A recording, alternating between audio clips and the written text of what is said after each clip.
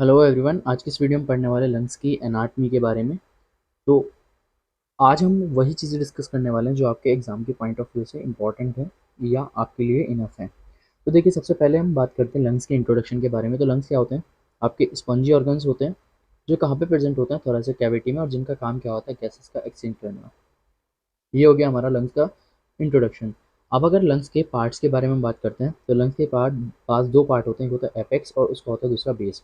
ये आप ऊपर देख पा रहे हो डोम शेप में इस तरह से। ये क्या है? लंग का एपेक्स कहलाता है। और नीचे क्या होगा यहाँ पे? आप ये हो गया आपका लंग का बेस। तो लंग्स के पास दो पार्ट होते हैं, एक उसका एपेक्स होता है और दूसरा होता है उसका बेस। अब लंग्स के पास तीन बॉर्डर होते हैं, एक होता है एंटीरियर बॉर्डर, दूसरा होता है पोस्टीरियर, और तीसरा होता है इंफीरियर बॉर्डर। तो आपको ये आगे की तरफ दिख रहा है, ये जो बॉर्डर है इसको हम क्या कहते हैं? Anterior border. ये पूरा बॉर्डर एंटीरियर बॉर्डर। इसके पीछे क्या होगा? Posterior border. और नीचे क्या होगा यहाँ पे? जो ये आपको कौन सा होगा? Inferior border. तो लंग्स के पास तीन बॉर्डर होता है, एंटीरियर, पोस्टीरियर और इंफीरियर बॉर्डर। अब इसी तरह लंग्स के पास सरफेस कितने होंगे? लंग्स के पास सरफेस भी तीन होते हैं। पहला होता है उसका कॉस्टल सरफेस। ये आपको पूरा जो एरिया दिख रहा है जहाँ पे मैं मार्क कर रहा हूँ, ये क्या है? लंग्स का कॉस्टल सरफेस है, जो कहाँ पे? आपके कॉस्टल कार्टिलेज की साइड में, between the costal cartilage and your ribs. ठीक है। अब इसके बाद आता है आपका मीडियस्टर्नल सरफेस। अब जो सरफेस जो कहाँ पे? मीडियस्टर्नम की साइड में, ये जो आपका स्पेस बिटवीन लंग्स होता है उसको हम क्या कहते हैं? मीडियस्टर्नम। और मीडियस्टर्नम के साइड में जो सरफेस है उसको हम क्या कहते हैं? मीडियस्टर्नल सरफेस कहते हैं। तो सबसे पहला हो गया आपका कॉस्टल सरफेस, दूसरा हो गया आपका मीडियस्टर्नल सरफेस। नीचे क्या होता है आप जानते हो? आप होता है यहाँ पे डायफ्राम। और जो डायफ्राम के यहाँ पे आपका सपोज कीजिए डायफ्राम है, ठीक है। और इसकी साइड में जो सरफेस होगा उसको हम क्या कहेंगे? यहाँ पे ये वाला जो सरफेस आपको दिख रहा है, इस सरफेस को हम कहते हैं डायफ्रागमेटिक सरफेस। तो लंग्स के पास तीन सरफेस होते हैं, कॉस्टल सरफेस, मीडियल सरफेस, ये जिसको हम कहते हैं मीडियस्टर्नल या वर्टिब्रल सरफेस भी कहते हैं, और तीसरा होता है आपका डायफ्रागमेटिक सरफेस। अब लंग्स में क्या होते हैं? फिशर होते हैं। तो जो आपका लेफ्ट लंग है उसमें केवल एक फिशर होता है, ऑब्लिक फिशर। और जो आपका राइट लंग है उसमें दो फिशर होते हैं, एक ऑब्लिक और एक हॉरिजॉन्टल। आप यहाँ देख सकते हो, राइट लंग है आपका, इसमें एक ही हॉरिजॉन्टल फिशर होता है और दूसरा होता है ऑब्लिक फिशर। तो राइट लंग के पास दो फिशर होते हैं, लेकिन जो आपका लेफ्ट लंग है केवल आपको यहाँ पे एक ही फिशर दिख रहा होगा, जो कैसा है? आपका ऑब्लिक फिशर।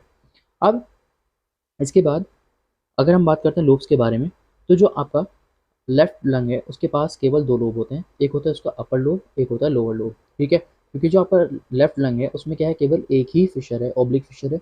इसी वजह से वहाँ पे क्या बनते हैं? दो ही लोब बन पाते हैं, एक होता है अपर लोब और एक लोअर लोब, या हम कह सकते हैं सुपीरियर और इंफीरियर लोब।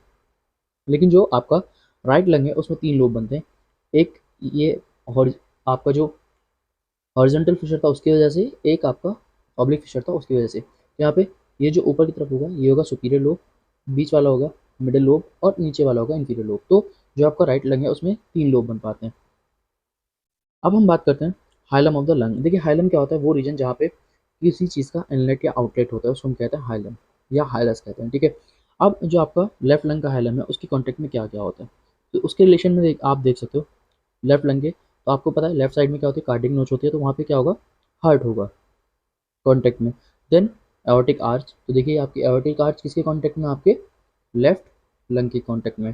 ठीक है। देन इसके बाद थोरेसिक एओर्टा, ये आपको दिख रही है यहाँ पे, थोरेसिक एओर्टा। देन इसके बाद ईसोफेगस, ये ईसोफेगस आपका फूड पाइप। तो ये यहाँ पे क्या होते हैं? ये हाइलम जो आपका लेफ्ट लंग है उसके साइड में कॉन्टेक्ट में क्या क्या आता है?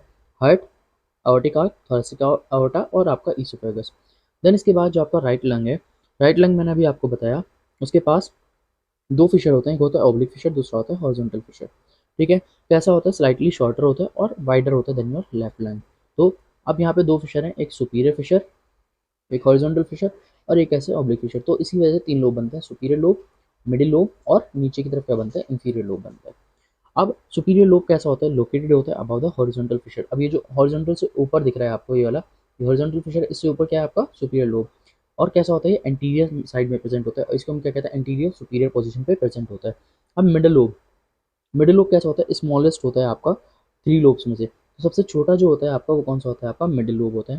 ठीक है। इंफीरियर लोब क्या होता है? Situated behind the oblique fissure. अब जो ऑब्लिक फिशर है उसके पीछे क्या प्रेजेंट होता है? आपका इंफीरियर लोब प्रेजेंट होता है। तो ये होगा हमारे lobes of lungs, right lung. अब इसके बाद बात करते हैं हाइलम ऑफ राइट लंग। तो हाइलम में क्या क्या होगा? यहाँ पर आप देख सकते हो, एक तो हार्ट आएगा, और राइट साइड में आपकी क्या आती है? सो ऊपर से सुपीरियर वेना केवा और नीचे से क्या आएगी? Inferior vena cava. इसी तरह एजाइगस वेन और आपका ईसोफेगस, ये सारी चीज़ें क्या होती हैं? हमारे हाइलम ऑफ जो राइट लंग है ठीक है, उसके हाइलम के कॉन्टेक्ट में रहती हैं। अब इसके बाद बात करते हैं वेस्कुलेचर ऑफ लंग, यानी कि लंग्स की ब्लड सप्लाई। देखिए लंग्स में दो तरीके की ब्लड सप्लाई होती है, एक होती है पल्मोनरी वेसल्स के थ्रू और एक होती है ब्रोंकियल वेसल्स के थ्रू। पल्मोनरी वेसल्स क्या कराती हैं, लंग्स में गैसेस का एक्सचेंज कराती हैं, यानी कि क्या कराती हैं, कार्बन डाइऑक्साइड को बाहर ले जाती हैं और ऑक्सीजन को इनटेक करती हैं। लेकिन जो आपकी ब्रोंकियल वेसल्स है, अब लंग को काम करने के लिए भी तो खुद को भी तो ऑक्सीजन चाहिए, तो उसको लंग्स को जो न्यूट्रिशन वगैरह है वो सप्लाई कराती है आपकी bronchial vessels for blood supply to the lungs like other any organs. तो सबसे पहले हम बात करते हैं पल्मोनरी वेसल। आप जानते हो पल्मोनरी वेसल दो होती हैं, एक होती है पल्मोनरी आर्टरी और दूसरी होती है पल्मोनरी वेन। अब जो आपकी पल्मोनरी आर्टरी है वो कैरी करती है unoxygenated blood from heart to the lungs, यानी कि हार्ट से लंग्स तक क्या लाती है पल्मोनरी आर्टरी, डिऑक्सीजनेटेड ब्लड लाती है। और each artery give lobular and segmental artery, और ये किस में टूट जाती है, लोबुलर और सेगमेंटल आर्टरी में टूटती है।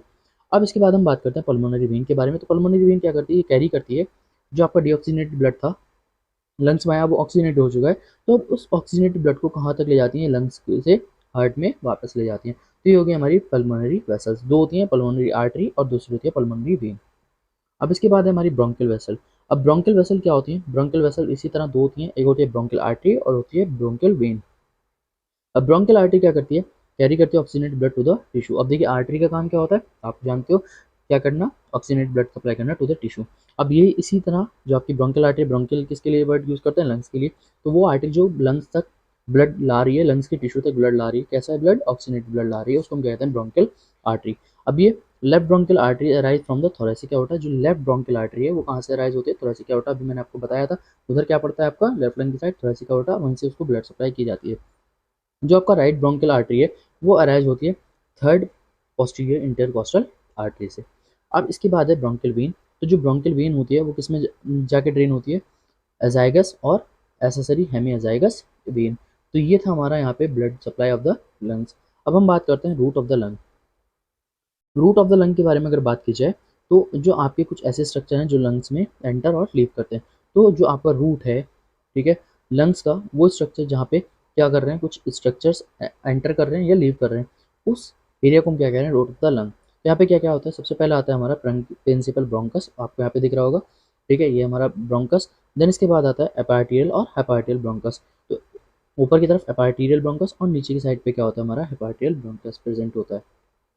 ये रहा हमारा hyparterial bronchus. To pulmonary vein, superior और इंफीरियर पल्मोनरी वेन। तो ऊपर की साइड कौन सी होगी हमारी, सुपीरियर, ये पल्मोनरी वेन सुपीरियर की साइड और ये pulmonary vein inferior. Bronchial arteries आपको इंपॉर्टेंट है, रूट ऑफ द लंग आपको याद करना है। ब्रोंकियल आर्टरीज, ठीक है, one on one side and two on the other side. तो ब्रोंकियल आर्टरी एक साइड क्या होती है, जो आपका राइट लंग है उसमें केवल एक ब्रोंकियल आर्टरी होती है, जो आपका लेफ्ट लंग है वहाँ पे क्या होती है, दो ब्रोंकियल आर्टरी होती है। ये आपको याद रखना है। ब्रोंकियल वेन, ठीक है, हर दोनों साइड क्या होगी, एक ही ब्रोंकियल वेन होगी। Anterior and posterior pulmonary nerve plexuses होता है, ठीक है, और ब्रोंको पल्मोनरी लिम्फ नोड्स आपको यहाँ पे दिख रहे होंगे, ब्रोंकियल लिम्फ नोड्स, और आपके यहाँ पे क्या होते हैं, कुछ एरियोलर टिश्यूज भी प्रेजेंट होते हैं। ये हमारा होता है रूट ऑफ द लंग्स। अब अगर हम बात करते हैं रूट ऑफ द लंग, तो एंटीरियर से पोस्टीरियर साइड, यानी कि आगे से पीछे की साइड पे क्या क्या होता है, सबसे पहले पल्मोनरी आर्टरी, ब्रोंकस, और देन उसके बाद क्या होती है, सुपीरियर पल्मोनरी वेन होती है। अब अगर हम बात करते हैं ऊपर से नीचे की तरफ, तो राइट साइड में क्या होता है, सबसे पहले हेपार्टियल ब्रोंकस, पल्मोनरी आर्टरी, हेपार्टियल ब्रोंकस, और नीचे की साइड क्या होते हैं, इंफीरियर पल्मोनरी वेन। अब अगर हम लेफ्ट लंग के बारे में बात करते हैं, तो सबसे पहले क्या होती है, पल्मोनरी आर्टरी, ब्रोंकस और इंफीरियर पल्मोनरी वेन। ये अरेंजमेंट होता है आपका रूट ऑफ द लंग्स का। अब हम बात करते हैं क्लिनिकल एस्पेक्ट के बारे में। तो सबसे पहले हम बात करते हैं प्लूरल इफ्यूजन। प्लूरल इफ्यूजन का मतलब क्या होता है, फ्लूइड का कलेक्शन होना कहाँ पे, जो आपका स्पेस है लंग्स के बीच में, जो स्पेस है, या हम कह सकते हैं और चेस्ट वॉल के बीच में, तो उसको हम कहते हैं प्लूरल इफ्यूजन। ये आपको यहाँ पे केस मैंने दिखाया है, किसका है, प्लूरल इफ्यूजन का केस है। देन इसके बाद मीजोथीलियोमा, ठीक है। अब हम बात करते हैं मीजोथीलियोमा के बारे में। तो ये क्या होता है, ये एक रेयर फॉर्म होती है कैंसर का, जो कहाँ पे डेवलप होता है, प्लूरा ऑफ द लंग्स, ठीक है। बाद आता है pneumoconiosis, category of condition cause by inhaling something that injurious to lungs. तो उस कंडीशन को हम क्या कहते हैं, न्यूमोकोनियोसिस कहते हैं। देन इसके बाद आता है हमारा पल्मोनरी एम्बोलिज्म। पल्मोनरी एम्बोलिज्म का मतलब क्या है, blood clot that block and stop flow blood flow to an artery of the artery in the lungs. अब लंग्स की आर्टरी में ही ब्लड फ्लो ना हो, ठीक है, या ऐसा कोई क्लॉट बन जाए, तो उस कंडीशन को हम क्या कहते हैं, पल्मोनरी एम्बोलिज्म। यानी कि क्या है कि सिंपल, अगर आपकी लंग्स की आर्टरी में कोई यहाँ पे क्लॉट हो गया है और उसकी वजह से क्या नहीं हो पा रहा है, लंग्स को प्रॉपर ब्लड सप्लाई नहीं मिल रही है, उस कंडीशन को कहते हैं पल्मोनरी एम्बोलिज्म। अगर आपको वीडियो पसंद आई है तो चैनल को सब्सक्राइब कर देना। Thank you.